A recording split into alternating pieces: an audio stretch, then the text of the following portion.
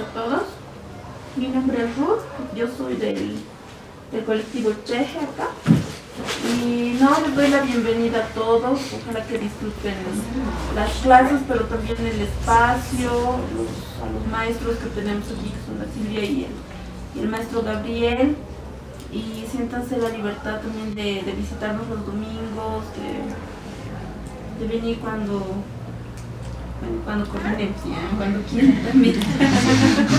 Nunca están de más juntar de brazos jóvenes y musculosos. Soy parte también del colectivo con la Marxa de la Chasca clandestina, y hacemos contrainformación. La idea es acción, comunicación, y generalmente todo lo que tratamos de contrainformar, no todo, pero en la medida de las cosas que tratamos de contrainformar son reivindicaciones, revueltas o movidas, movimientos en los cuales también estamos involucradas, ¿no? O nos involucramos, nos sentimos comprometidas. Y también soy parte de un proyecto en construcción ahorita, que es una biblioteca colectiva, autónoma y autogestiva. Vengo de Japón y desde hace cierto tiempo atrás me interesé por aprender el Aymara, y siguiendo los lazos de la familia de mis ahijados que tengo aquí, estoy haciendo investigaciones sobre los cuentos en el idioma aymara, y con mis compañeros del taller de historia oral andina estamos trabajando para rescatar algunos manuscritos anteriores de historia oral en aymara. Buenas noches a todas y todos, yo soy Huáscar Salazar de Cochabamba. He estado 6 años y medio en México, donde he conocido a esta linda gente. Y pues nada, solamente decir que estoy muy agradecido al Tambo, también a las compas, aquí al Paulino también, por que entre todos y todas hacemos posible este espacio y este momento de discusión. Hace 10 años, y antes de vivir en México viví en Bolivia, hasta 10 años, 2 años, y ahí sí me enganché muchísimo con Bolivia, y tanto fue así que todo mi trabajo de investigación lo centré en Bolivia, y a lo largo, digamos, de los últimos 10 años he estado así con un pie en México y un pie en Bolivia. Aunque lastimosamente en los últimos años me he quedado siempre más en México y menos en Bolivia, ¿no? He generado un progresivo distanciamiento de Bolivia debido más a la precariedad material de la vida que al deseo de poder estar aquí, porque es una tierra que amo mucho. Digamos que soy una de esas personas, como las compañeras, como Gladys y Mina, que tengo un pie en la academia, porque como estrategia de vida he decidido, como estrategia de vida y como pasión también personal, he decidido dedicarme a la actividad de la docencia y de la investigación, pero el otro pie está siempre en la lucha y en el activismo, y creo que les voy a hablar desde mi pie izquierdo hoy, es decir, desde el pie anclado a las actividades autogestivas que hacemos ahí en México. Junto con Paulino y con otros compañeros soy parte de un espacio autogestivo similar al Tambo, que se llama Casa de Ondas, en el centro de la Ciudad de México, donde participo a partir de mi ser parte de un colectivo, y ese colectivo se llama El Merendero de Papel, y como comentaba antes Paulino, nos dedicamos a hacer, somos una cooperativa de libreros, que hasta el momento nos hemos dedicado a armar una librería y a distribuir libros de editoriales independientes latinoamericanas. Casa de Ondas es un espacio ya muy viejito, porque ya tiene casi 8 años de historia, y que a lo largo de esos 8 años ha sido un espacio de constante experimentación política. Un espacio que se ha centrado esencialmente, es un espacio autónomo, autogestivo, y que ha querido ser siempre una especie de fisura en lo que podían confluir muchas diversidades y que la gente podía articularse. Hemos tenido distintas fases. Yo les voy a contar de nuestra tercera fase, que es la que estamos viviendo actualmente, porque digamos en esos 8 años hemos cambiado mucho, pero sí les voy a hablar esencialmente de la última experiencia, digamos, del último momento de Casa de Ondas, en lo que 5 colectivos distintos hemos decidido articularnos para cohabitar y cogestionar ese espacio que, digamos, es una casona grande en el centro del DF, que requiere mucho trabajo colectivo para, pues, ser gestionado, ¿no? La casa es de Raquel, pero no la renta, a un precio solidario, ¿no? Entonces, en ese momento, pues sí pagamos una pequeña renta y entre todos nos encargamos de autosustentar los gastos de la casa. Lo que ha caracterizado, digamos, esa tercera fase de Casa de Ondas ha sido el hecho de que todos los colectivos que confluimos ahí, más o menos estamos integrados por ya personas bastante adultas, que andamos entre los 30 años y los 40, y que vivimos una... bueno, ya no tan guagua, ya no me siento tan guagua, hasta más hoy. Pero creo que lo que nos caracteriza es que somos, pues, hombres y mujeres que ya hemos tenido algunos años de activismo, de experiencia organizativas, muchos vienen del zapatismo, otros no, pero todos compartimos una situación de precariedad laboral muy fuerte. A excepción, creo que en Casa de Ondas podrán confluir en ese momento como unas 40 personas que habitan todos los días el espacio con distintas actividades, y de esas 40 personas, creo que 5 tienen un trabajo más o menos estable. Nosotros esencialmente vivimos de beca, trabajitos, estrategias múltiples de sobrevivencia, ¿no? Y todos somos pues, compas, ¿no? Como les decimos ahí, es decir, personas que en parte vivimos esa precariedad también porque hemos decidido no entrar al trabajo asalariado, porque queríamos otro uso del tiempo, y muchos porque hemos dedicado gran parte de nuestra energía vital a actividades militantes, ¿no?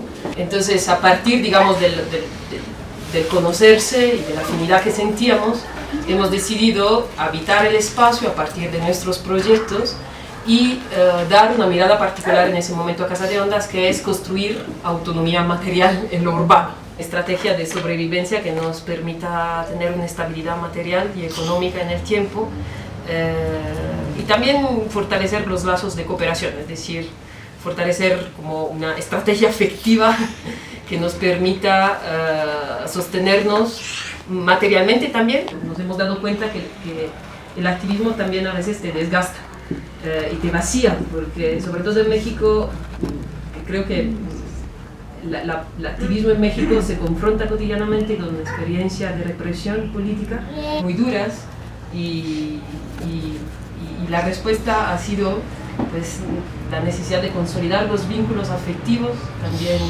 en el activismo para generar una especie de bienestar emotivo y sentimental que nos permita también pues vivir, no vaciarnos ante la dureza de la realidad, ¿no? Tener a alguien, un ancla que te está sosteniendo todo el tiempo, ¿no?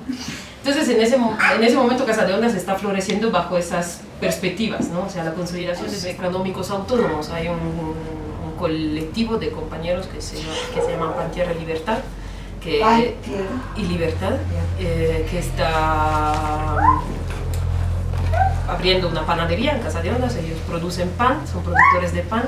Es un colectivo muy grande, de 14 personas, de los cuales 4 pueden vivir de la panadería, otros están ahí como intentando ampliar su estrategia, pero el colectivo, además de producir pan, está también activamente movilizado en un trabajo barrial, porque en las zonas alrededores de Casa de Ondas hay algunos barrios bastante populares y están trabajando en esos barrios, construyendo huertas para, digamos, los vecinos que quieren entrar a ese proyecto, pero digamos con un enfoque muy centrado en la autonomía alimentaria. Después hay un colectivo de teatreros que, bueno, hacen talleres de teatro ahí, hacen sus funciones de teatro ahí, y están también ellos activamente movilizados en un trabajo barrial para acercar a la gente al teatro, y trabajan mucho con niños también. Estamos nosotros con nuestro proyecto de librería, tenemos una librería en la Casa de Ondas y somos distribuidores de libros, y ahora con el proyecto editorial. Y está otro colectivo de anarquistas que tiene también un proyecto muy interesante, porque son distribuidoras de productores autónomos. El anarquismo en México últimamente ha florecido mucho, hay muchos colectivos que están produciendo de forma autónoma, y siendo México un punto de, digamos, afluencia de las masas, donde esencialmente se vende mucho, los compañeros han creado, digamos, esa idea que es muy bonita, de distribuir productos de varios colectivos, ¿no? Y después hay un colectivo que es el colectivo Sin Rostro, que es un colectivo zapatista que esencialmente hace actividades de apoyo a las comunidades zapatistas y actividades de formación política. Esos son los 5 colectivos que estamos a partir realmente de un sistema horizontal que hemos aprendido mucho de las comunidades, autogestionando ese espacio, digamos que, bueno, nosotros, antes voy a decir una cosa, el espacio es autogestionado por nosotros, pero también abrimos la casa a muchos otros colectivos que realizan algunas actividades puntuales. Tendencialmente los criterios para abrir la casa es que sean, digamos, colectivos sin ninguna afiliación partidaria y autónomos, autogestivos y en general intentamos conocerlos, pues, ¿no? Y la otra cosa que estamos logrando, que me parece otra conquista muy, muy importante, es eso de generar trabajo autónomo, pues. O sea, no, claramente les digo, de esas 40 personas, son pocos los que pueden ahora vivir y sustentarse con las actividades económicas que se generan en la casa, pero empiezan a haber algunos compañeros que sí lo pueden hacer. Y es en un tiempo relativamente breve, porque realmente les digo, no ha pasado ni un año que estamos ahí, desde enero es muy poquito tiempo. Todos se ganan un porcentajito de lo que conseguimos, ¿no? Ahora vamos a cualificar mejor eso, pero por ejemplo los compas van a ir mitad mitad con el TAP. La Sara ayer ha ido mitad mitad con el TAP. Nosotros, los profesores, vamos 60 y 40 cuando hay pocos alumnos y mitad mitad cuando el cupo de alumnos es bueno, ya. Y a veces 60 y 40 son 800 bolivianos por mes, digamos.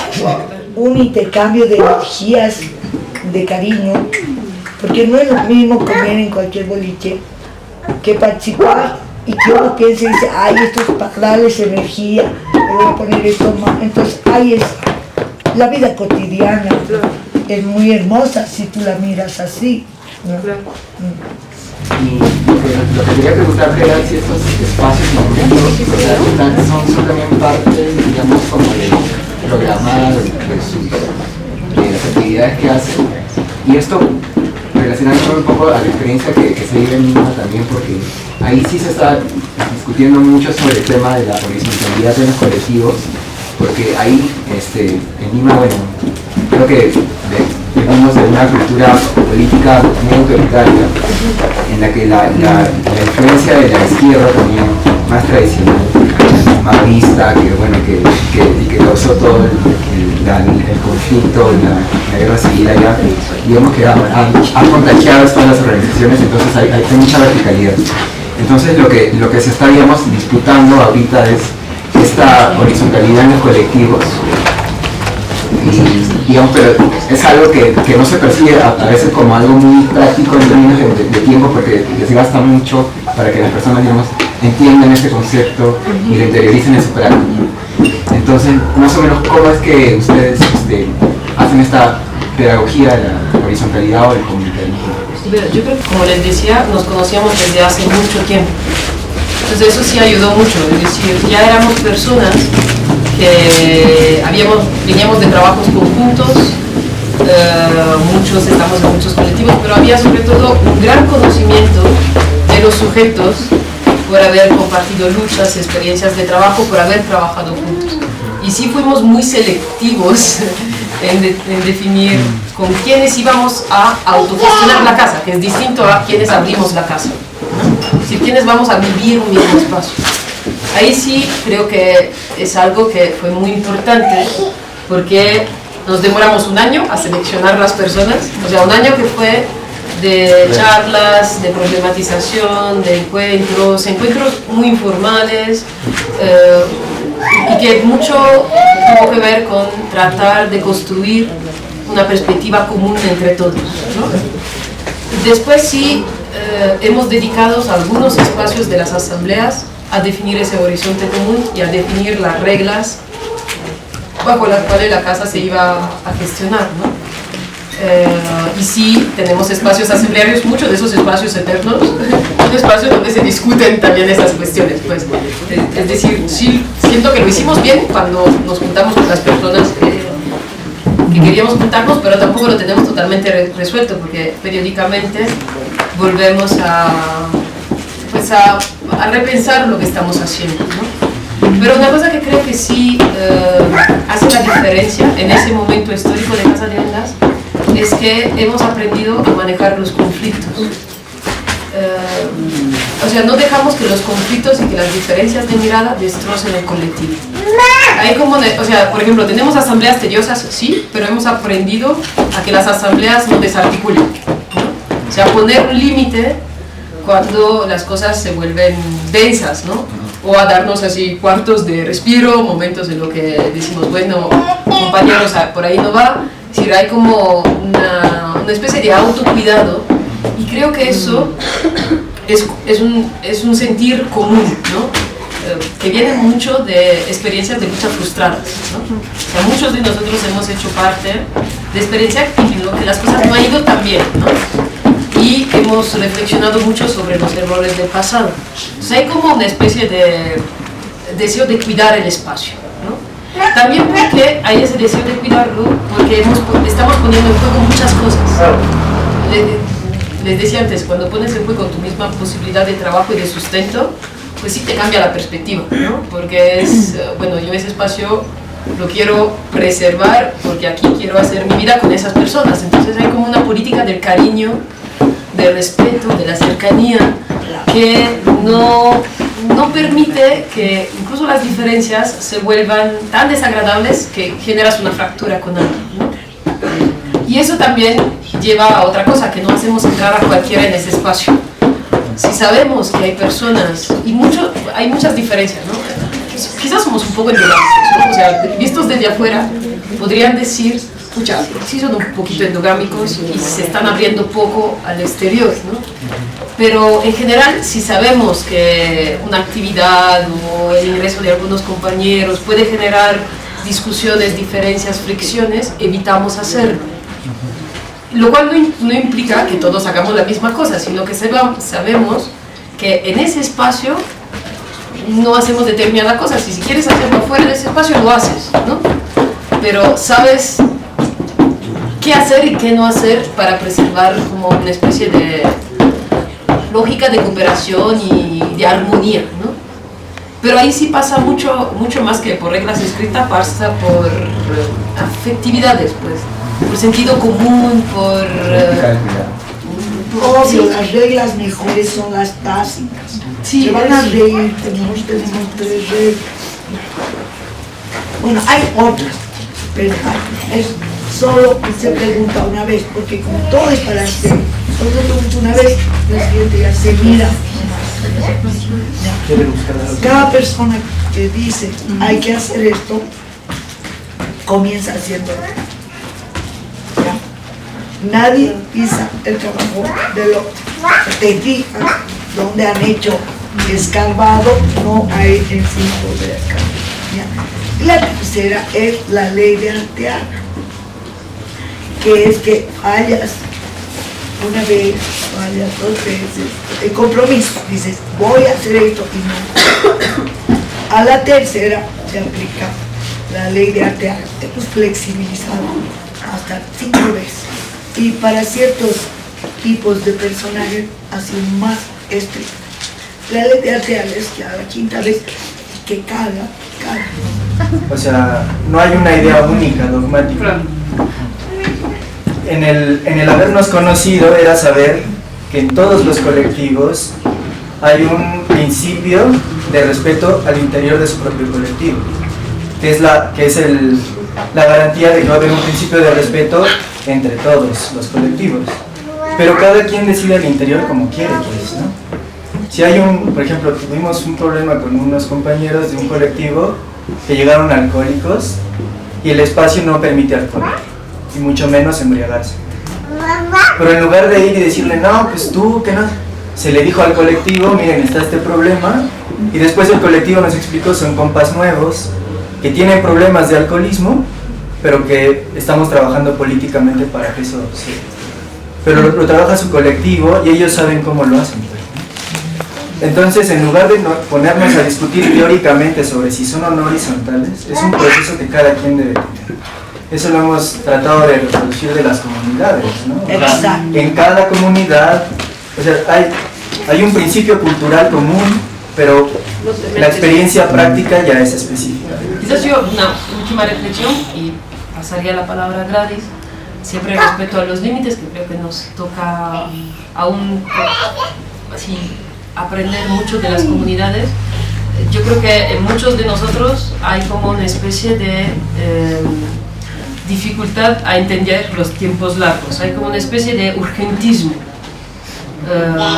Y muchos de los problemas que surgen tanto al interior de los colectivos como en las asambleas es ese urgentismo como de tener que hacer cosas y también cosas hacia afuera, que tienen que ver mucho con emular los tiempos de la política de arriba, ¿no? Entonces, y de lo que no logramos liberarnos pese a que nacemos como la experiencia para desvincularnos de eso, pero regresa, entonces se sale la lucha y hay que hacer un desplegado, un comunicado, y ahí empieza una loquera para cumplir con eso y estar más asientos de impaciencias. Y hay evaluaciones en lo que resulta siempre que hemos hecho poco, ¿no? Y uno dice, puta, ¿cómo hemos hecho poco? Sí, hay semanas que uno dice, hemos hecho poco, y de pronto has dedicado, en mi caso, 20 horas al trabajo colectivo, y uno dice, no, no hemos hecho poco, ¿no? Sobre todo porque hay autogestionarse, sí, hay un montón de trabajo, y eso es precisamente, yo creo que el urgentismo nos lleva a invisibilizar lo mucho que hacemos y el trabajo humano que hacemos, ¿no? El cuidarnos también, el estar ahí, y todo el trabajo voluntario que se hace para que eso florezca, ¿no? Y es un problema con lo que no logramos, bueno, no logramos, según yo, interiorizar una reflexión,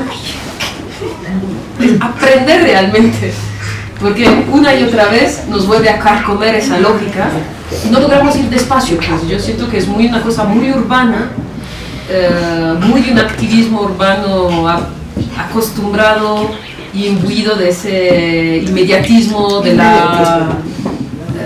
pues de eso, de la tele, del Facebook, de las redes sociales que te proyectan todo el tiempo y te llega una cantidad de informaciones y de represiones que hay, y parece que quieres estar siempre ahí y no puedes, pues.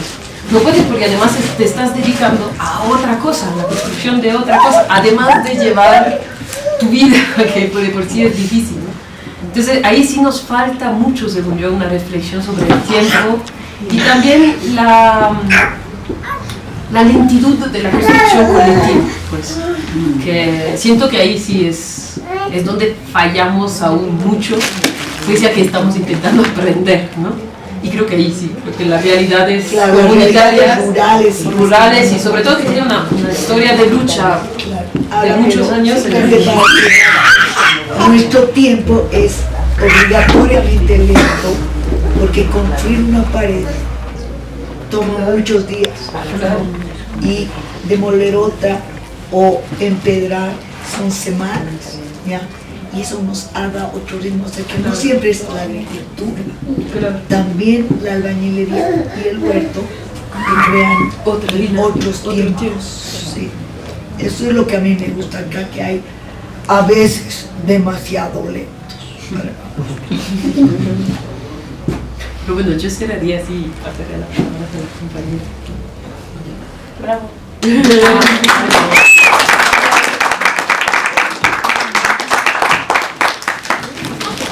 Bueno, pues buenas noches.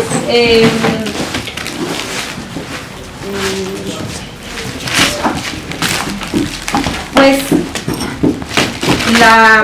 como que la experiencia militante donde yo vengo, o por qué le llamamos política comunal a las comunidades indígenas de Guatemala hacemos, pues creo que tiene distintas formas de expresarse, y yo quería contar, bueno, primero que que la práctica política que en las comunidades los hombres y las mujeres hacemos, pues no está construida ni por ideologías, ni por talleres de formación, ni por diagnósticos autoparticipativos y todo este mecanismo que la cooperación internacional con las ONGs trata de imponer y de formatear cuáles son los problemas y también prescriben un camino.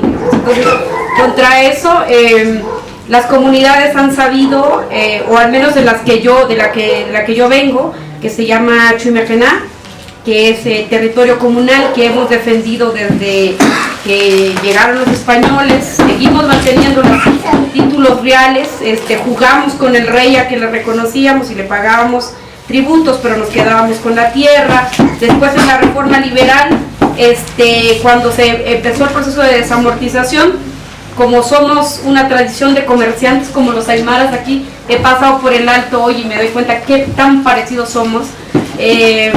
Pues como estábamos muy cercanos a esta lógica del comercio, los viajeros comerciantes que pasaban por lo que ahora es México, llegaban hasta el canal de Panamá, traían pues cosas de contrabando que metían en cada uno de los países y que siempre metían por México. Entonces iban acumulando y eso se dieron cuenta que en otros territorios estaban despojando de tierras, se dieron cuenta que había una manera de comprar tierras. Entonces en 1870, en estas comunidades donde yo vengo, se inició un proceso colectivo de compra comunal de la tierra. Se demoró 10 años en juntar el dinero para poder comprar la tierra y se hizo por pedacitos. Primero se compraron 4 hectáreas, después se compraron 7, luego se compraron 10. De tal manera que en el momento de la reforma liberal, cuando en otros pueblos estaban desamortizando y le estaban quitando sus tierras porque tenían que cultivar café, nosotros logramos ampliar lo que en ese momento era pues tierra baldía, pues tierra inservible, porque es 4.000 metros sobre el nivel del mar, muy parecida a la orografía de aquí. Pues en ese tiempo ese tipo de territorio no era tampoco, no era posible, sí, no era codiciado para el cultivo del café, que era lo que estaba ingresando en ese momento. Entonces, yo ahora en mi tesis me he encontrado con archivos en la biblioteca, en el Archivo General de Centroamérica y en las notas de archivo comunal que tenemos en nuestro pueblo. Nos hemos encontrado con las actas donde se redactaban, ahí se iban redactando las actas de cuánto dio tal familia y tal familia. Y entonces hay un registro de cuánto hemos aportado, digamos, tenemos el registro de cuánto dieron mis abuelos en ese tiempo, y de ahí nos fuimos quedando en esa tierra, digamos. Y adicionalmente a eso, mientras íbamos comprando, cada año nosotros hacemos un recorrido por las tierras, una especie de peregrinación para ir viendo que nuestros límites estén, que nadie se metió, ni de los de las otras comunidades. Entonces es un recorrido que hacemos todos los años y el recorrido se ha ido ampliando, digamos, y el recorrido lo seguimos haciendo ahora. Antes dice que duraban 6 días los recorridos, ahora se hacen en 3 jornadas de 8 horas, porque ya hay camiones para movernos a un lugar y comenzar del otro lado, ¿no?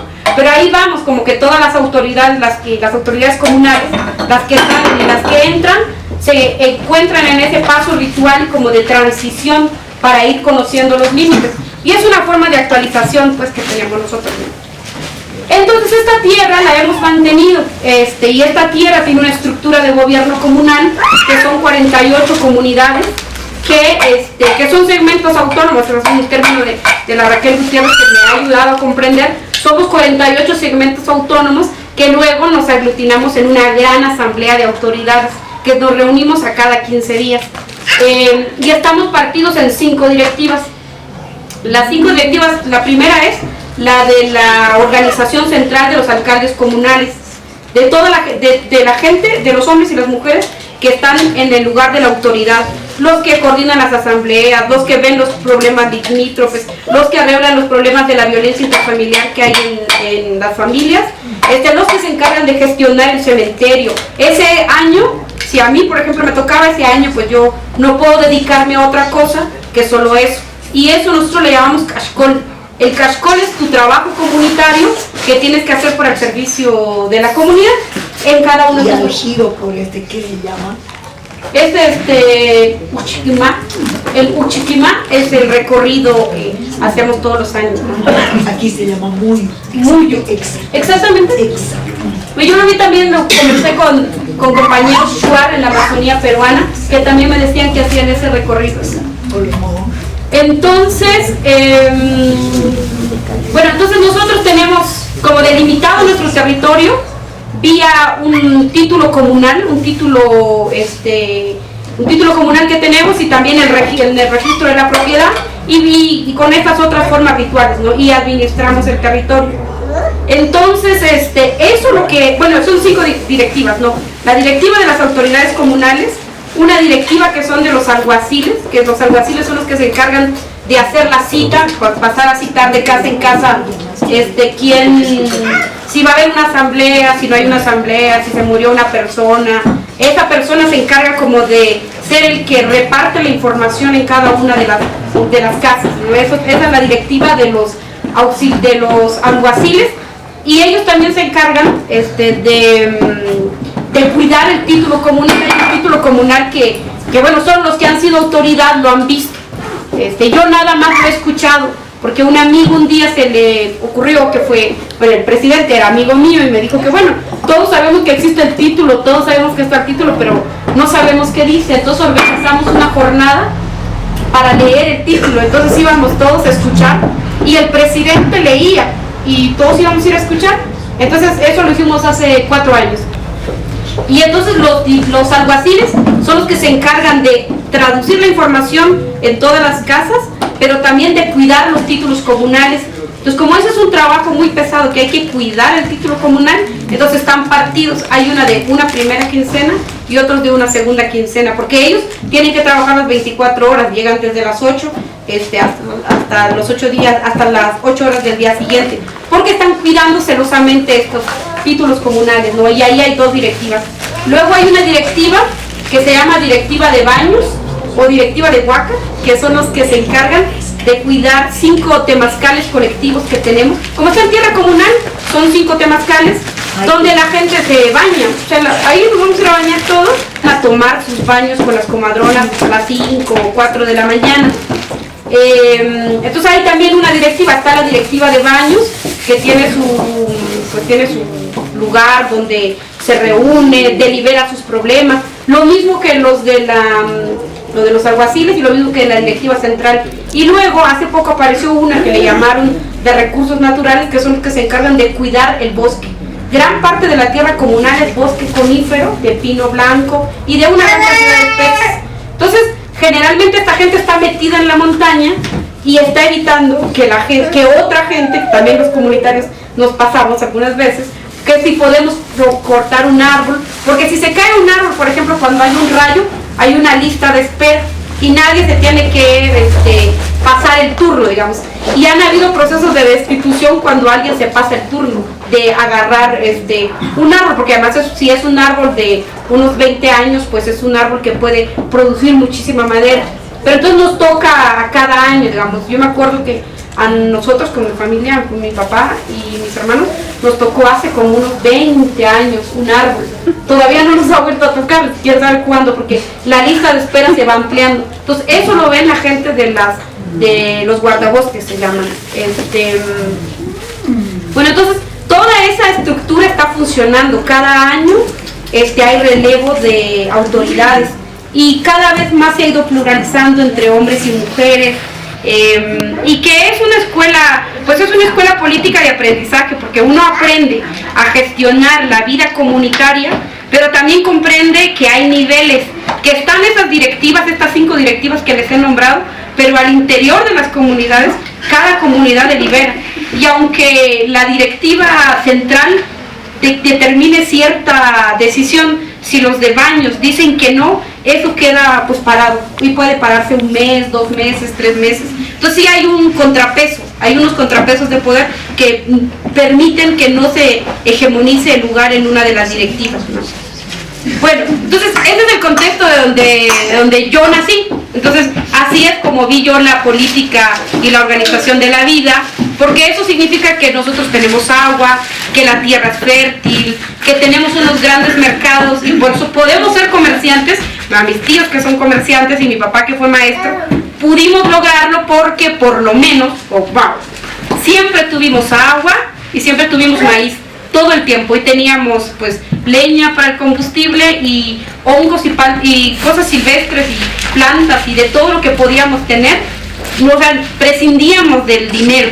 Pero entonces cuando yo me pongo a pensar, ¿no?, ¿de qué hablaban estos comerciantes cuando viajaban? Porque ellos son finalmente los que nos informaban, y bueno, los que nos siguen informando de qué es lo que está pasando en otros lugares, porque creo que el mercado es un lugar fundamental donde la gente comunica. Entonces, ese es el lugar. Yo cuando era niña vi por lo menos 4, bueno, de los que me acuerdo y que son los que me marcaron, yo vi cuatro levantamientos. El primero que vi fue cuando quisieron elevar el precio del IVA. Por los años 84, 85, el impuesto al consumo era del 6% y se quería elevar al 8%. Ese impuesto, elevación del impuesto, venía acompañado de la regularización del comercio informal. Pues y como todos somos comerciantes informales, o todos venimos de ese tipo de familias, pues hubo un gran levantamiento en el cual se tomó ese edificio y la gente entró y quemó todas las papeletas, digamos, y así sabotearon ese proceso. Y no solo pasó ahí, sino que pasaron en un montón de lugares. Luego vi, como por los años 90, vi cuando a un presidente municipal que llaman en México, pero ahí en Guatemala se llaman alcaldes, cuando a un alcalde se le ocurrió que esos 5 temazcales que teníamos, se podían convertir como en lugares de ecoturismo y que se podían convertir en jacuzzi y como reconstruirlo. Y esa vez yo vi cómo las señoras del mercado fueron y quemaron la puerta de la municipalidad. Entonces sí vi cómo hombres, mujeres, pero sobre todo mujeres, estaban queriendo quemar la puerta de la municipalidad, diciendo que bueno, que la municipalidad nunca dio ni dinero ni recursos como para poder apropiarse de ese bien comunal. Luego, yo vi también en el año 2003, cuando recién había pasado la guerra, o al menos la finalización formal de la guerra, quisieron poner un impuesto único sobre bienes inmuebles. Ese impuesto único sobre bienes inmuebles estaba destinado sobre tierras, pero había una parte del reglamento de esa ley del IUCI se llamaba, que se iba a colocar sobre las tierras baldías. Y como nosotros vivimos sí en pedacitos chiquititos, pero tenemos una gran montaña, que según el Estado y las autoridades municipales, como no produce nada, como no hacemos producción comercial del bosque, eso también podía ser declarado como tierra baldía. Pues ya estaban en su proceso de querer declarar nuestra tierra comunal en tierra baldía, y esa vez pues también hubo un gran levantamiento de 4 días, se quemó la municipalidad y se quemaron la casa de los diputados, del gobernador y del alcalde. Entonces después de eso pues nos pusieron estado de sitio por un mes y vivimos en estado de sitio. Entonces bueno, eso me acuerdo yo muy bien, y que sí, claro, nos asustó a todos. Y bueno, recientemente, en octubre del 2012, hubo una masacre, porque igual siempre han querido regularizar las tierras comunales, y hay un proceso de reforma constitucional en este momento que se paró, porque nosotros mandamos una carta cuando nos enteramos que estaban queriendo reformar la Constitución en el artículo 1 y en el artículo 46.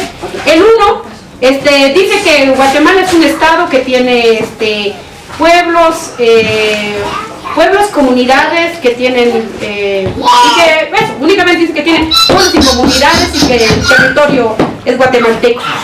La reforma consideraba que ahora nos íbamos a volver un estado-nación. Todavía la Constitución del 85 no consideró la noción de nación, y ahora querían instalar la noción de nación.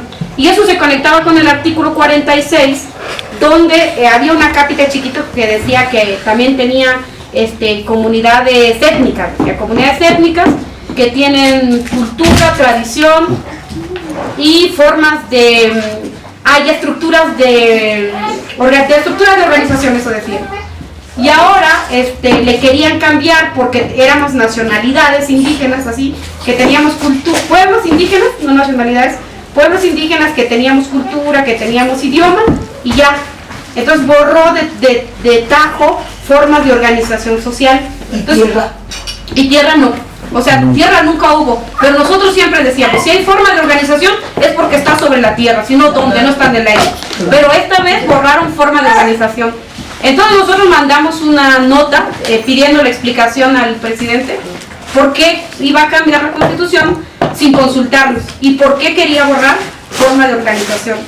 Y mandamos una comitiva, se mandó una comitiva, y como no contestó, pasó una semana, no contestó, pasó 2 semanas, no contestó, y ya la tercera semana dijeron, pues vamos a bloquear el paso, y se bloqueó el paso. Y bueno, y esa vez ocurrió una masacre, que yo creo que muchos muchos entramos en la vida comunitaria desde otro lugar a partir de esa masacre, porque la crisis y la muerte lo que provoca es que todo lo que sepamos sirva, o sea, todo lo que sepamos sirva. La gente que, por ejemplo, tuviera su radio comunitaria evangélica, que pasaban predicando la palabra del Señor todo el tiempo, se convirtió en micrófono abierto, porque bueno, la señora, que es una señora la dueña, la locutora, no podía hacer otra cosa más que, como decimos en Guatemala, como echarle penca al gobierno, como nombrar y decir lo que ha pasado aquí, hermanos y hermanas, lo que ha pasado es una masacre, porque bueno, el gobierno dijo que éramos los indios que nos estábamos peleando entre nosotros y que el ejército había intervenido para disuadir el conflicto. Entonces empezó una serie de fuerzas que vinieron de las radios comunitarias evangélicas, primero, esas son las primeras que salieron de las radios evangélicas, respondiéndole al presidente, diciéndole que eso no había sido un problema entre nosotros, sino que eran 2 de la tarde, y que eran las 2 de la tarde y que todos estaban orando antes de comer, y en ese momento es que salió el ejército. Entonces, cuando más gente se comenzó a enterar, sí se comenzó a regar por todo el país, y en realidad pues por gran parte del mundo. Y ahí salieron pues un montón de muchachos que tomaron fotografías y que comenzaron a subir en las redes sociales, y que luego se empezaron a hacer un montón de pasquines y de panfletos que se distribuyeron por todos lados, ¿no? Y mientras que la gente que era enfermera, que trabaja en el hospital, pues ellos sacaban los listados de quiénes eran los heridos y quiénes habían sido los muertos. Mientras tanto, todas estas 5 directivas estaban juntando dinero, azúcar, frijol, maíz, porque había que enterrar a los muertos, ¿no? Y había que ver de dónde sacábamos las cajas, porque bueno, la gente sí tiene sus ahorros, pero nunca tiene para comprar ataúdes. Entonces sí, se activó un mecanismo pues comunitario muy potente que yo creo que nos permitió a muchos poder intervenir de manera más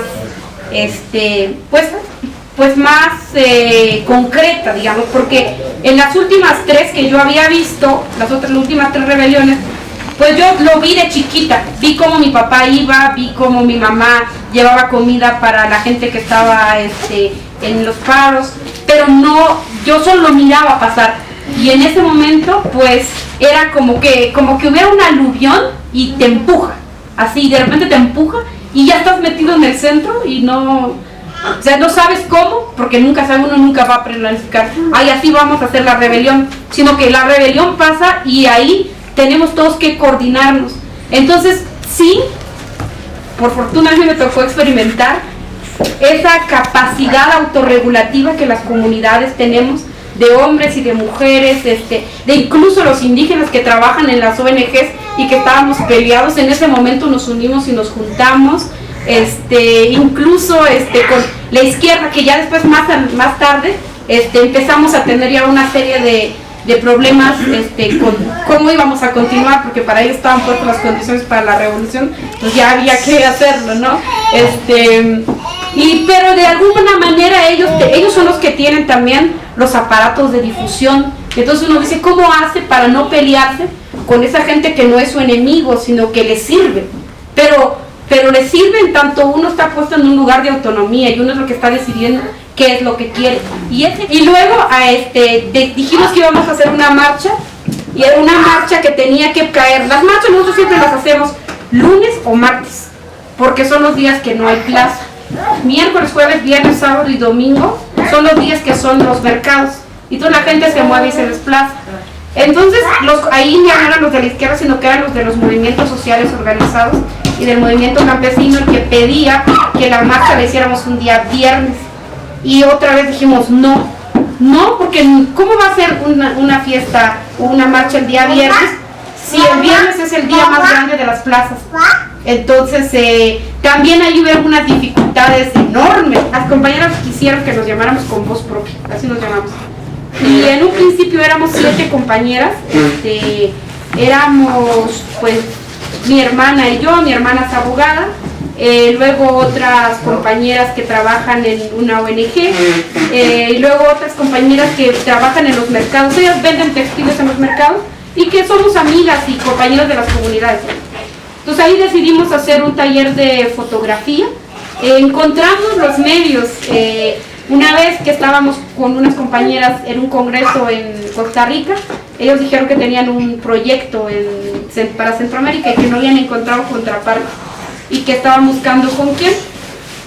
Entonces yo les dije que tal vez podía hacer con nosotros, pero antes les pregunté a mis compañeras y pues mis compañeras dijeron que querían hablar con ellas, entonces hicimos una sesión por Skype y nos pusimos de acuerdo. Entonces, nuestra idea de museo después se fue transformando en un proceso de fototerapia de mujeres indígenas. Mujeres que nunca habíamos tocado, bueno, yo sí, pero varias de mis compañeras que no habíamos tocado cámaras fotográficas jamás, pues. O tomamos fotografías, pero tomamos malas fotografías.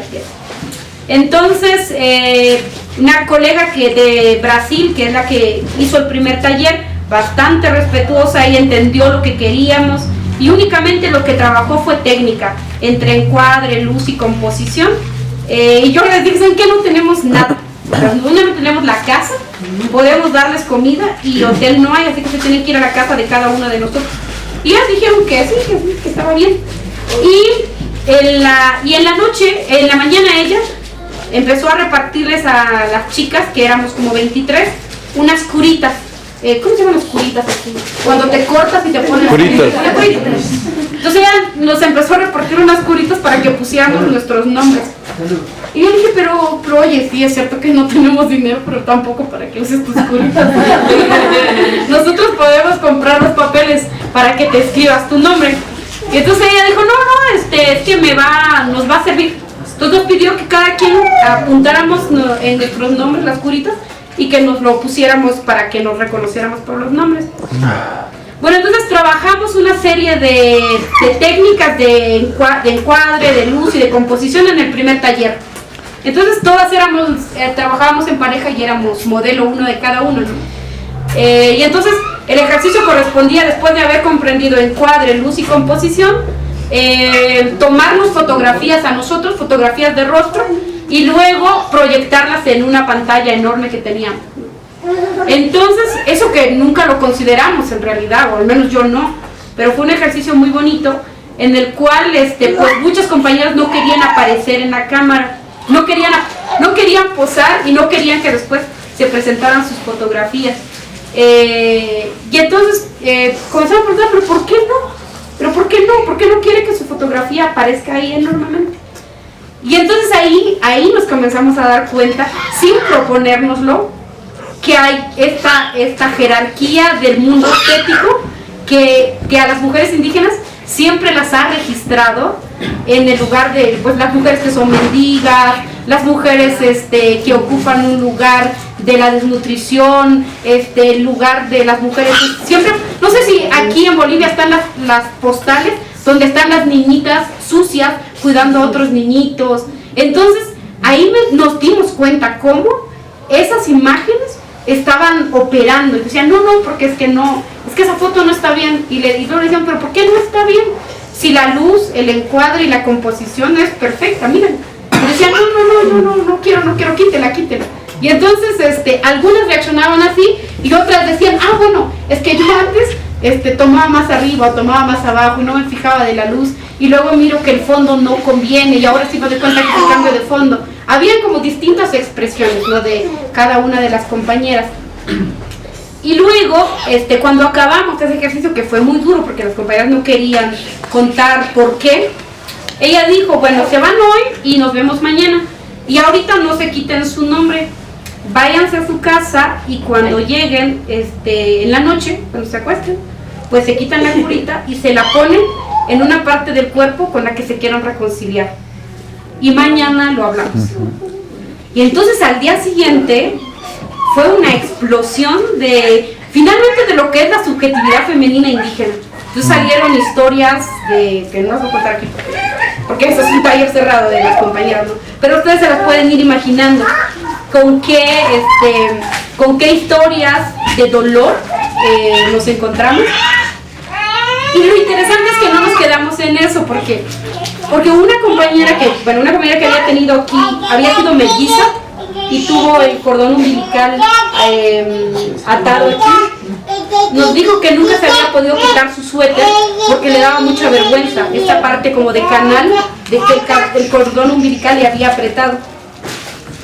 Y que ella nunca se metió a una piscina ni se quitaba el suéter porque no quería que se lo miraran, pero que esa noche se había reconciliado con él y dijo, miren pues, y le tomé una foto y lo voy a mostrar.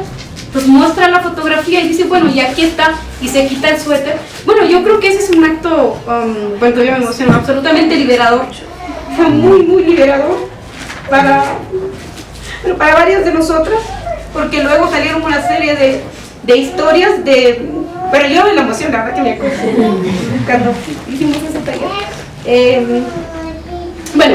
Salieron una serie de historias de dolor, de frustración y otras de mucha emoción y de mucho gozo, que eso fue lo interesante que tuvimos en ese taller, porque no únicamente nos concentramos en enunciar el dolor, sino de cómo hacemos y cómo las mujeres mismas se inventan la forma de poderse sanar sin recurrir a estas técnicas de sanación que andan ahora como circulando por todos lados, ¿no? O sin recurrir al psicólogo, sino cómo entre mujeres mismas nos podemos curar. Eso. Y eso devino en un proceso interesantísimo, porque teníamos nada más planeado que íbamos a hacer 3 talleres, y tomamos un taller de un año, y como hicimos como 14 sesiones, que después derivó en una especie de mapa del despojo, porque por un lado llorábamos así todas emocionadas, y nos abrazábamos, y nos queríamos. Y después venía el momento en el cual una compañera que se llama Crisanta, esta compañera había dirigido un proceso de saboteo de una mina, porque a las compañeras que invitamos son nuestras amigas que estaban siendo perseguidas, que habían estado en la cárcel, que les mataron a los maridos, que sus hijos están perseguidos. A esas compañeras que conocimos en los talleres o que conocimos en las marchas, fueron las que llegaron. Entonces Crisanta, después de que tomamos nuestras fotos y lloramos y nos reímos, en la noche teníamos un momento para hablar, y en ese momento ella comenzó a contarnos, así como muerta de la risa, cómo habían saboteado la mina, porque la mina ya está puesta, no es que la vamos a detener. Entonces nos dijo, nos organizamos, nos juntamos y fuimos 14 mujeres, y ella se había ido con ellas, y todas las señoras que fueron eran señoras mayores de 60 años y que fueron con sus hachas a cortar los puentes de alimentación de energía que iban de la municipalidad, de la fuente municipal a la mina. Y yo le dije, pero doña Crisanta, qué inconsciente, ¿de cómo se va usted? Y las señoras mayores, primero las señoras ya no tienen fuerza, pero ¿cómo se van a exponer así? Y me dijo, no, es que, porque decía que yo no entendía nada, es que usted no entiende nada. Fuimos las señoras mayores, y yo y ellas, porque las señoras que tienen más de 60 años no tienen registro civil, o sea, nunca se inscribieron en el registro civil. Entonces es más difícil criminalizarlas, porque primero hay que inscribirlas en el registro, sacarlos. Entonces, eso, como que esos recursos de los cuales podemos hacer uso, y de mucha imaginación, de muchísima imaginación. Bueno, de eso no nos, pues yo nunca me hubiese formado ni enterado de eso si no hubiese participado con ellos. Bueno, y esas eran las historias que teníamos, ¿no? Primero tomábamos técnicas de fotos, después llorábamos y después iba como sin planearlo, en realidad nos salía así, como una historia muy afirmativa, que en las noches nos íbamos a dormir así como, sí, todo se puede, lo vamos a lograr. Y al día siguiente, siempre tomábamos talleres de 2 o de 3 días, y siempre eran en los días que no eran ni eran de plaza, ni a veces tenía que ser lunes, a veces tenía que ser jueves, dependía, nunca tenía como una fecha fija. Bueno, y otra historia también que se la estuve contando a Mina hace poco, de una chica joven que tiene ahorita como 23 años, 22 años, que bueno, uno finalmente está como atravesado por una serie de ideas de cómo nos liberamos las mujeres, o sea, estas como prescripciones que el feminismo liberal tiene, que impide que podamos pensar y reflexionar y apoyarnos en las verdaderas formas de liberación que tienen las mujeres, y que esas siempre son contradictorias. Pues eso no lo aprendí yo ni en los talleres feministas, que nunca fui, ni en las lecturas, pues eso lo entendí en ese lugar. En Guatemala hay siempre una versión de reinas indígenas, como las fiestas patronales que hay aquí. Entonces hay como la señorita Totonicapán, y está la Unmiel, está la no sé quién, y está la otra. Entonces siempre hay una disputa, de quién va a tener más dinero para sacar la mejor carroza, si la que es cara, como dicen aquí, ladino decimos allá, o la indígena. Y entonces siempre estamos en esa disputa, ¿no? Y yo antes le decía a Mina, cuando yo fui chiquita, tenía como 12 años, salí de eso, y luego vieron mis fotos y pues me daba una vergüenza. ¿Cómo iba a salir en eso? Pero muchas chicas sí les gusta, y está bien que les guste. Yo en un momento decía, pero eso es una pérdida de tiempo, en realidad, una cosificación de la mujer, y no sé, todas estas términos que uno tiene, ¿no? Y entonces, lo que yo comprendí con Ramona, que se llama mi amiguita, ella le había gustado eso. Ella como que, si puede ser trabajar de eso, porque ella ganó en su comunidad, después ganó en su pueblo, después ganó en el municipio, después ganó en el departamento, después se fue a la nacional. Entonces ella conoció todo el país, y claro, tienen sus discursos las chicas de que van a cambiar su pueblo y no sé qué, como políticas, ¿no? Lo que no me había percatado era que esas chavas tienen una fuerza poderosa para el manejo de los medios. Entonces Ramona es de un pueblo que se llama San Juan Zacatepeque, donde están poniendo una cementera, y el día que las comunidades se juntaron a detener el paso de la maquinaria y comenzaron a hacer zanjas para que no pasaran, el ejército entró por otro lado, masacró a varias gente, llevaron a un montón de presos, y al día siguiente llegaron las comisiones de verificación de los derechos humanos, y entonces llegan a preguntar, ¿no? Y así como son los medios que llegan con un montón de cámaras y de micrófonos, y toda la gente que no está acostumbrada a eso, pues se inhiben. Y entonces ahí la que salió fue Ramona, diciendo como, espérese, usted primero, después usted, después usted, después usted. Y entonces manejó a todos los medios de comunicación y estableció su versión. Y claro, eso solo te lo puede dar si no tienes miedo a las cámaras, si te gusta que te fotografíen, si quieres hablar. Entonces, bueno, pues historias como de esa naturaleza fueron saliendo en nuestro taller de fotografía, que hicimos como 8, y que al final terminó convirtiéndose en un mapa del despojo. Entonces, el 3 de octubre, como aniversario de la masacre que había contado anteriormente, nosotras habíamos planeado hacer una exposición de fotografías, que ahí juntamos recursos de gente de buena voluntad en Guatemala. Luego metimos un proyecto con un colectivo de artistas que se llaman Riacuch, que es un colectivo de artistas, son entre fotógrafos, teatreros, todos indígenas, recuperación de música tradicional, y nosotros, y poesía y esas cosas. Y ahí estábamos nosotros también en esa red de artistas, y ellos nos ayudaron a gestionar la impresión de las fotografías. Entonces, en la casa comunal del pueblo, el 3 de octubre, para inaugurar el año de celebración de nuestras actividades, hicimos nuestra exposición. Y nuestra exposición lo que tenía era como 25 fotografías. Estaba, por ejemplo, una de las nietas de una mujer que declaró en el juicio contra genocidio, contra Ríos Montt. Entonces, unas mujeres que tienen unos huipiles maravillosos, sonriendo, decíamos, bueno, esta fotografía, porque siempre fueron fotografías de rostros de mujeres muy afirmadas, así siempre en situaciones de mucha relajación, ¿no? Porque además ellas tomaron el taller y nos fotografiábamos entre nosotras. Entonces no estaba la inhibición de que un fotógrafo llegara únicamente a capturar. Entonces estaban estas 3 chicas, nietas de esta mujer que declaró en el juicio contra Ríos Montt, y decíamos, bueno, estas mujeres son ellas, usan tal huipil y ese huipil tiene tal técnica, lleva tanto tiempo, los motivos significan tales y tales cosas. Entonces lo que este huipil porta la mujer no es artesanía, sino que es arte, porque es una producción única de una mujer que se inspiró para producirlo.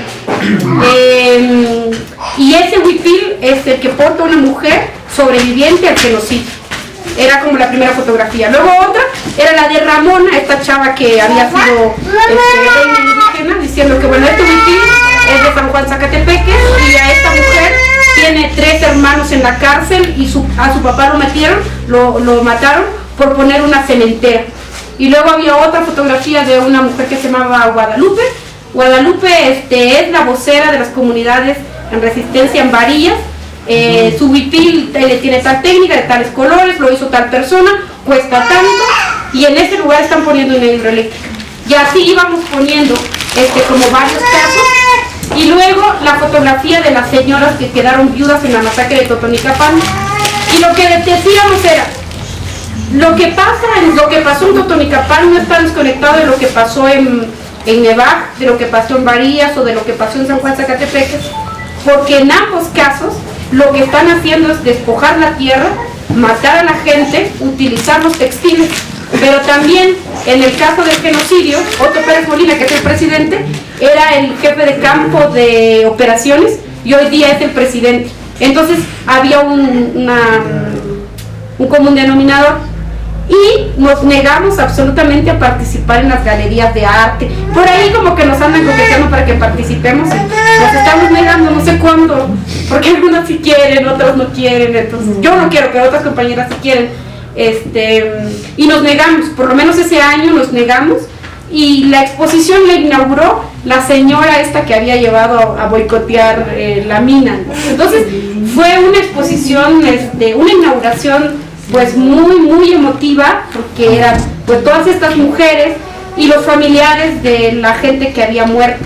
Bueno, entonces, yo cuento todo esto y hasta lloré y me emocioné y todo para mostrar que bueno, ese es el dinamismo de la política comunitaria, que hace uso de lo que puede. Uno podría pensar en el caso de Ramona, esta chica que fue reina indígena, que bueno, está pasando por un proceso de alienación o de cosificación de la mujer, en una lectura así bastante simplista, pero lo que eso ha ido produciendo y lo que ella es, todos los seres humanos somos capaces de transformar lo que tenemos, no somos únicamente lo que dictan pues estos lugares de la dominación. Entonces así de plural es la experiencia comunitaria y el lugar comunitario donde yo vengo. Bueno, aparte de eso, con otros colegas, con Aura, que la Silvia conoce, con una compañera que se llama Aura Cumes, otro colega historiador que se llama Edgar Split, y otro chavo que viene de la sociología que se llama Marco Chivalana, él también lo conociste. Con ellos fundamos algo que se llama la Comunidad de Historia de Estudios Mayas, y lo que hacemos es producir artículos siempre para estar metiendo ruido, para contradecir lo que la academia pues conservadora y criolla dice sobre los indígenas, lo que para ellos es el problema indígena. Nosotros siempre lo pensamos como rebelión indígena todo el tiempo, desde distintos lugares. Yo que trabajo sistemas de gobierno comunal, mi amigo Edgar que trabaja cosas de intermediación, como los indígenas están en el lugar de intermediación.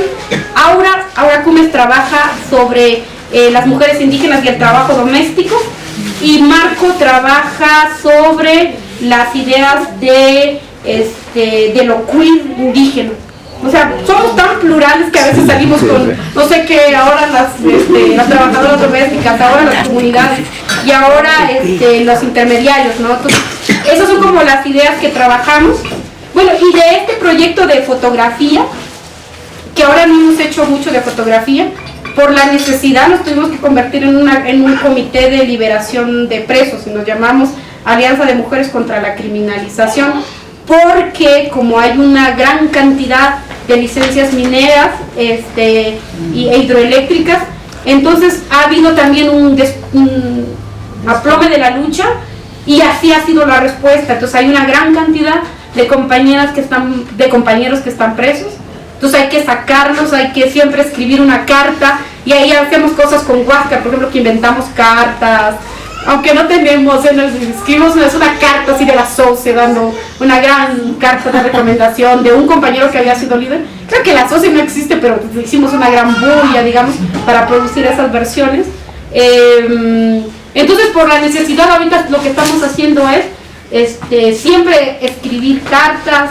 Yo me dedico a hacer entrevistas con los presos, y luego lo difundimos, y siempre tratamos de decir que esto no está desconectado, que siempre hicimos una página que se llama el Real Juzgado de Indios, el Estado de Guatemala o el Real Juzgado de Indios, por ejemplo, para ver y seguir siempre cuando la gente va a las audiencias. Y bueno, ya hay peregrinaciones de las comunidades para ir a acuerpar y defender a sus presos, pero bueno, pues a veces sentimos que vamos perdiendo, pero pues ni modo, ahí seguimos, y casi todas las compañeras, a diferencia de como Luz ahorita contaba, yo decía, bueno, pues que es que todas las compañeras allá tienen su trabajo y eso lo hacen como sobre tarea, decimos que lo que se llamaría en otros términos militancia, sobre tarea, siempre estamos haciendo cosas y cada quien hace lo que puede, las abogadas hacen lo que pueden, las administradoras de empresa siempre ven cómo prorratean el dinero de otro lado, porque lo necesitamos, entonces tenemos que hacer ese tipo de técnicas, ¿no? Entonces sí, como que lo comunal indígena o la política comunal en las comunidades agarra lo que puede, toma lo que puede, lo pervierte. Eso, sí, nosotros también tenemos, por ejemplo, nuestro colectivo no nos queremos convertir en una ONG y no queremos dinero, pero cuando necesitamos el dinero, lo agarramos y ponemos nuestras condiciones. Algunas veces lo logramos, algunas veces no, porque también uno a veces queda capturado. Quien nos dio la plata para hacer nuestras situaciones de foto fue la Embajada de Noruega, que tiene un proyecto de artistas y de promover la paz vía el arte, así como que ellos también ganan mucho con eso, pero nosotros nos dimos cuenta que nosotros ganamos más, porque finalmente sí logramos producir un gran proceso de hermanamiento de luchas de mujeres. Eso fue muy importante, y yo creo que para mí ha sido como pues una gran experiencia, y eso también, digamos, alimentado por las formas que voy aprendiendo en la universidad, los contactos. Un amigo mío que es él hace su tesis sobre Galeano y vive de hacer talleres literarios. Entonces yo le dije, oye, vente a hacer un taller literario con nosotros, y las leyendas de las fotografías las escribieron pues las mismas chicas que participaron, que él les dijo que bueno, está la figura fotográfica, pero también está la figura literaria. Así hizo el taller, y las señoras quedaron pues encantadas, las chicas quedaron encantadas.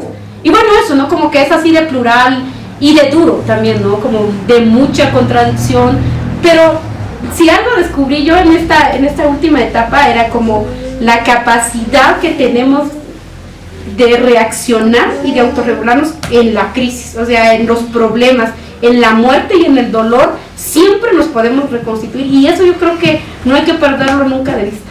Bueno, yo hasta ahí me quedaría nomás. Y le doy la palabra aquí.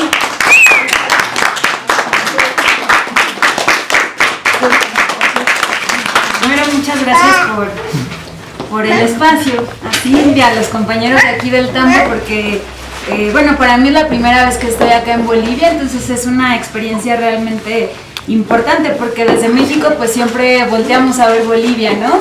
Y además desde la ciudad, como la Ciudad de México, que es en la ciudad donde yo nací y he vivido pues hasta mis 35 años que tengo, y apenas ahora vivo en la ciudad de Puebla, que es una ciudad un poco más pequeña, pero bueno, con dinámicas muy complejas como son las de las grandes ciudades. Pues siempre Bolivia ha sido muy importante como una referencia de lo que en las ciudades también se puede producir, ¿no? Como posibilidad de subvertir estas relaciones de dominación, y también cómo se puede generar o por lo menos poner en suspenso una manera de hacer ciudad. Y entonces, bueno, para mí es muy especial estar aquí, en Bolivia y sentir una ciudad tan potente, ¿no? Como es La Paz, que es la única ciudad que hemos conocido, bueno, que yo he conocido, apenas vamos a ir a Cochabamba, y bueno, Sucre, que es una pequeña ciudad, pero esta ciudad, La Paz, ¿no? Es la ciudad así como que más me ha impactado de aquí. Y pues yo les quisiera contar así como muy rápidamente un poco de mi experiencia y de lo que he venido haciendo en los últimos tiempos. Como les decía, pues yo soy una mujer urbana que desde hace más o menos 15 años, a partir de pues las iniciativas del zapatismo, pues empecé a militar ya de manera mucho más activa en la universidad, y a partir de pues distintas experiencias, iniciativas, ¿no?, a las que iba convocando el zapatismo, pues nos pudimos ir encontrando y acuerpando algunos compañeros, compañeras de la universidad.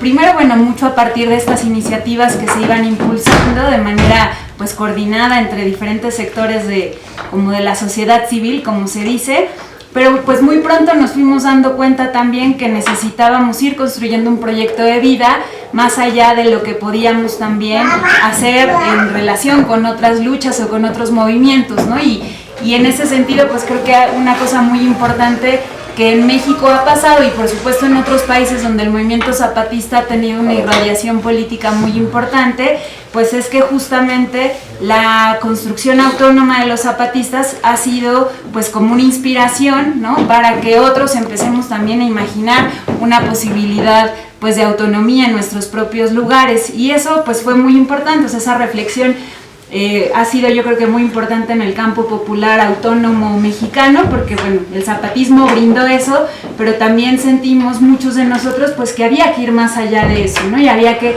empezarnos a cuestionar pues qué íbamos a hacer nosotros en nuestros propios lugares de vida, en nuestros propios espacios amorosos, de trabajo.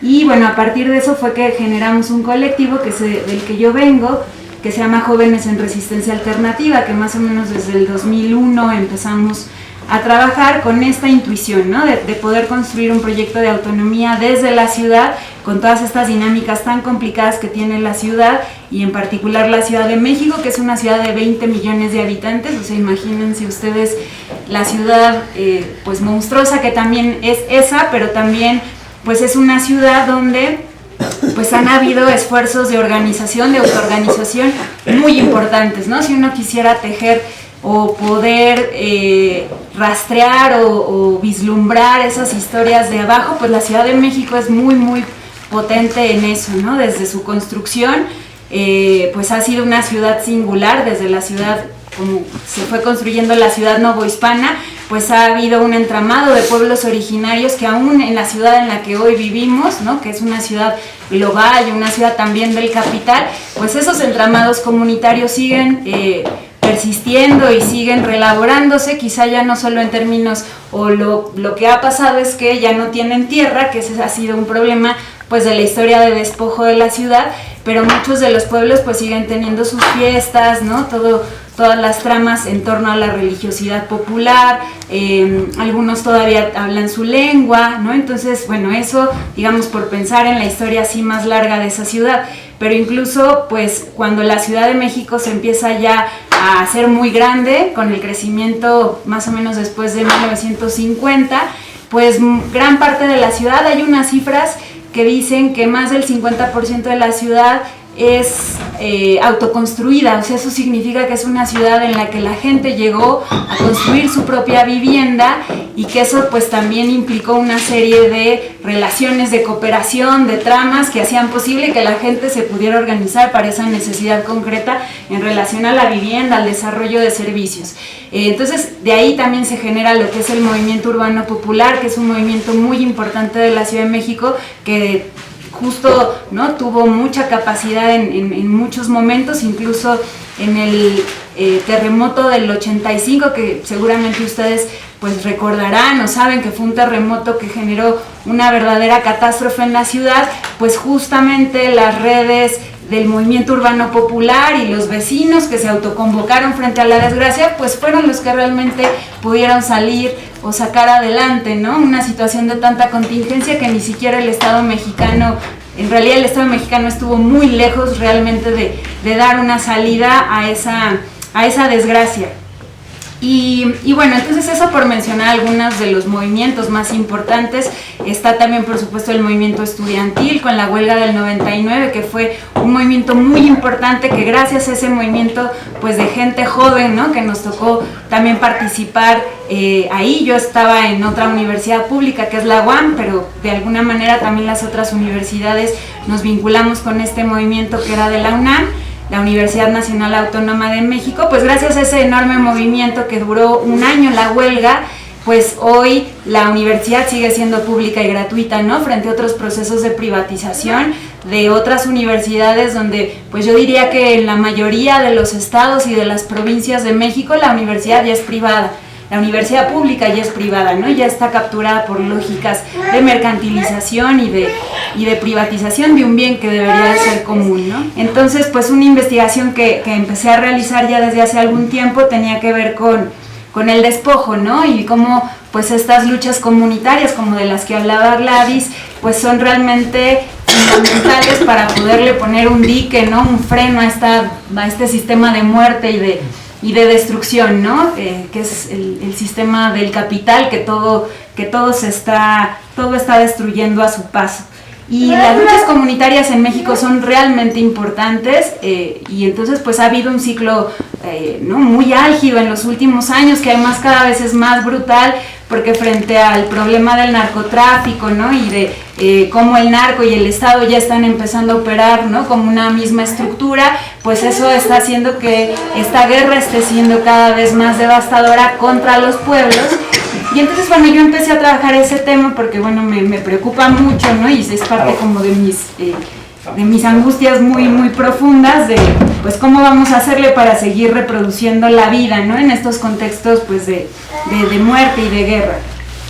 Y a partir de esa investigación, que fue muy importante porque me pude vincular con muchos movimientos, pues, que están tratando de defender sus territorios frente a estos megaproyectos como los que están habiendo aquí, ¿no?, como el TIPNIS, pero no solamente, sino también mucha gente que, por ejemplo, vive cerca de basureros, de ríos contaminados, y que pues ya está viviendo, digamos, la muerte cotidiana también, y está teniendo que enfrentar pues situaciones de mucha tristeza y de mucho dolor.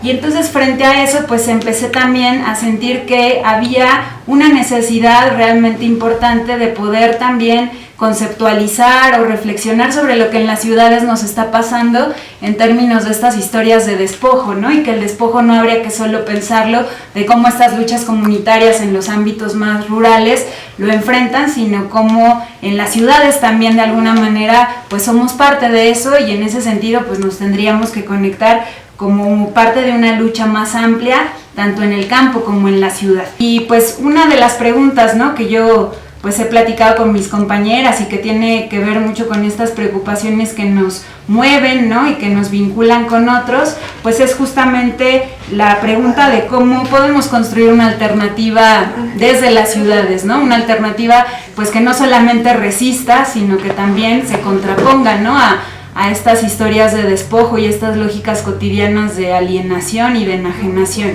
que en la ciudad vivimos de manera muy descarnada.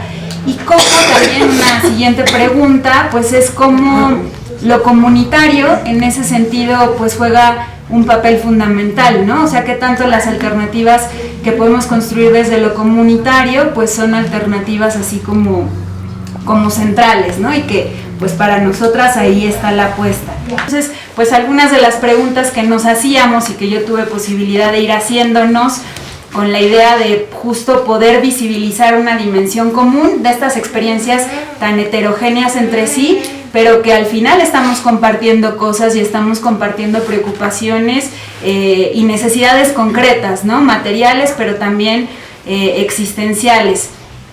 Y yo creo que, bueno, en realidad así como que no quisiera como prolongarme mucho más en eso, pero quisiera así como plantear algunos de las reflexiones comunes, ¿no?, que hemos venido sintiendo en estas experiencias de las que les hablo, y que tiene que ver, pues por un lado, con la conciencia de cómo pensar la reproducción de la vida, ¿no? O sea, cómo pensar que en las ciudades es realmente cada vez más difícil reproducir la vida, y que en realidad lo que estamos sorteando pues es así como situaciones de cómo sobrevivir en realidad, ¿no? A una situación pues de profunda desigualdad y de profunda precariedad.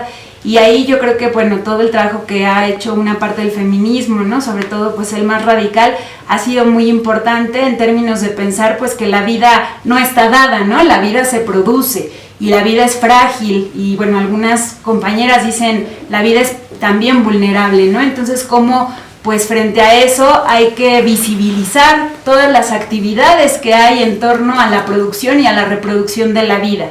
Y entonces, pues, como que algo muy importante en todas estas reflexiones ha sido darnos cuenta que la vida en las ciudades, aunque es profundamente difícil de sostener y de reproducir, siguen habiendo una serie de redes de cooperación, de actividades de cuidado, ¿no? De generación de vida, que están profundamente cercadas, que están profundamente agredidas, pero que son la base para que la vida pueda reproducirse, y que esas tramas no las alcanzamos a ver necesariamente en la ciudad, o quizá las vemos en estas luchas como más desplegadas, ¿no? Como esto que yo les decía, de cuando la gente sale a las calles, ¿no? Este gran movimiento estudiantil, o sea, estas luchas que yo creo que habría que pensar como luchas por lo común, pero también hay otros esfuerzos que no son, o que no solamente tendríamos que pensar en términos de estos momentos extraordinarios, sino también son los momentos de la vida cotidiana, ¿no? O sea, y cuáles son precisamente esas actividades, pues, que hacen posible la vida en medio de, pues, estas situaciones cada vez más precarias y vulnerables, pues, de las grandes ciudades, ¿no? Como me imagino que es aquí también La Paz, que por supuesto es también la Ciudad de México. Entonces, pues, frente a eso, la idea de la fragilidad ha sido muy importante, o sea, pensar que la vida es frágil y que la tenemos que cuidar y tenemos que tomar conciencia de todas esas actividades que hacen posible que la vida se produzca, ¿no? Y no solamente pensar en estas luchas como más grandes, ¿no? O que se despliegan en el espacio público, sino estas pequeñas luchas, ¿no? Que, como dice Silvia, de la micropolítica, luchas muy cotidianas, pero que son las luchas que están librando también, pues, una manera, ¿no? De hacer posible que sigamos existiendo en situaciones así como cada vez de mayor dificultad. Y en ese sentido también habría que decir que, pues, que todas estas redes de cooperación, por ejemplo, pues, las mamás que tienen que ir a trabajar y que las abuelas les cuidan a sus hijos, ¿no? O estas redes de cooperación que hay, por ejemplo, frente a una desgracia familiar, bueno, hay amigos que pueden salir a apoyar a la familia, en fin, todos podemos tener historias de ese tipo, pues me parece que son las historias que también habría que ver y que también son, digamos, como esa energía social, pues es la que también hace que sea posible, pues, sobrevivir a las calamidades del capital, ¿no? O sea, ¿qué tanto el capital realmente podría reproducirse en estas ciudades si esas redes no existieran, ¿no? Entonces es, pues, todo un trabajo que no es valorizado, ¿no? Pero que finalmente es el que sostiene a las propias ciudades y a las dinámicas del capital. Pues una reflexión muy importante es, pues, cómo en las ciudades podemos generar alternativas que nos ayuden a reproducir la vida juntos, ¿no? Y que muchos de los colectivos o de las experiencias que yo creo que se han construido en los últimos años, ¿no? Por lo menos en términos de la autonomía urbana, como es el caso, por ejemplo, de Jóvenes en Resistencia Alternativa, el colectivo del que soy parte, pues son experiencias que hemos podido vivir un tipo de autonomía, pero decimos que es una autonomía parcial, porque en algunos momentos podemos estar haciendo cosas juntos y son momentos muy importantes, pero después esa autonomía, digamos, que es más política, o sea, porque decidimos cosas juntos, porque impulsamos proyectos de manera, ¿no?, colectiva, común, pero después el tema de la reproducción material se vuelve como una dimensión que cada quien resuelve de manera individual, ¿no? Y entonces experiencias, por ejemplo, como el tambo, pues yo creo que son justamente experiencias que se están poniendo también, pues, como pregunta el tema de la reproducción material, ¿no? Cómo dejar de vivir la vida de manera escindida, ¿no? Y cómo generar proyectos, como dicen compañeros de allá, de esta organización de vivienda que les digo, proyectos de vida, ¿no? Y eso significa, pues, pensar la vida con toda su integralidad y en todas sus dimensiones. Y eso yo creo que es un grave problema, ¿no? O sea, cómo podemos sí tener espacios de autonomía política, pero que es un tipo de autonomía, pues, que está escindida de la dimensión de la reproducción material. Y entonces, pues frente a eso, yo creo que hay muchas experiencias muy importantes y que si pensamos en la pregunta, ¿no? De si las ciudades son realmente viables bajo este modelo en el que están construidas, ¿no? O en su forma capitalista, pues diríamos que no son viables, ¿no? O sea, son básicamente ciudades que están extrayendo recursos de otros lados, ¿no? Y que estas luchas comunitarias contra el despojo, pues al mismo tiempo son luchas que se están dando pues por todo un ciclo de acumulación del capital, ¿no? Y que tiene que ver con ciertos modos de producción, de consumo, de desecho, en donde las ciudades están jugando un papel muy importante. Y entonces, pues si nos preguntamos también qué otras formas de hacer ciudad tendríamos que generar o que construir para hacer posible pues la vida, pues realmente es una pregunta que nos pone pues en un tema, digamos, muy difícil de contestar, ¿no? O sea, ¿qué de las ciudades tendríamos que retener? ¿Qué de las ciudades tendríamos que modificar para que esto realmente tenga, digamos, posibilidad, ¿no? En términos de un horizonte de sostenibilidad de la vida. Pues hay muchos planteamientos al respecto, ¿no? De quizá las ciudades se tendrían que ruralizar o las ciudades, ¿no? Tendrían que mantenerse, digamos, en una pequeña escala, ¿no? Cuidando algunas actividades que sí son propias de la ciudad, como es el tema de la circulación, del intercambio, pero pensar en estas ciudades con esta escala es realmente inviable, ¿no? Y al paso que vamos, ¿no? En términos de la urbanización del planeta, pues es realmente insostenible. Entonces, pues estas son, ¿no? Algunas de las preocupaciones que yo quería plantear, así como en términos muy generales, pensando también en el vínculo entre lo que habló Lucía y lo que habló Gladys, ¿no? De las luchas que se están dando tanto en el campo como en la ciudad, como esfuerzos cooperativos, comunitarios, ¿no? Donde están realmente tratando de pensar pues otra forma o de sostener otra forma de relación, ¿no? y de alternativa frente al sistema, y que yo creo que son luchas que no tendríamos que ya pensar de manera separada, ¿no? Tendríamos que pensar que son luchas en las que estamos pues básicamente compartiendo dinámicas de agresión y que el capital todo el tiempo nos quiere separar, ¿no? Y hay que encontrar modos de volvernos a conectar, de entender que estas dinámicas de agresión pues también nos colocan en un lugar donde posiblemente nos podamos empezar a vincular desde una lógica más común, y que yo creo que pues esa sería también la apuesta, ¿no? De cómo vamos construyendo alternativas donde nos podamos ir conectando entre campo y ciudad, ¿no? Donde podamos ir generando otro tipo de relaciones de cooperación, y que en la ciudad ya no solo nos vinculemos con las luchas comunitarias solamente desde la solidaridad, ¿no? Como si en lo urbano ya tuviéramos todo resuelto y ya estuviera como absolutamente todo garantizado, y yo creo que es al contrario, ¿no? La reflexión que hemos hecho es que en las ciudades somos más pobres todavía que en el campo. Cuando la gente del campo nos dice que ellos son los pobres, bueno, es cuando ahí han habido intercambios, yo creo que muy interesantes, de que nosotros quizás somos muy, muy miserables, ¿no? Con estas formas de vida y en esta condición de desposesión de la que pues somos parte.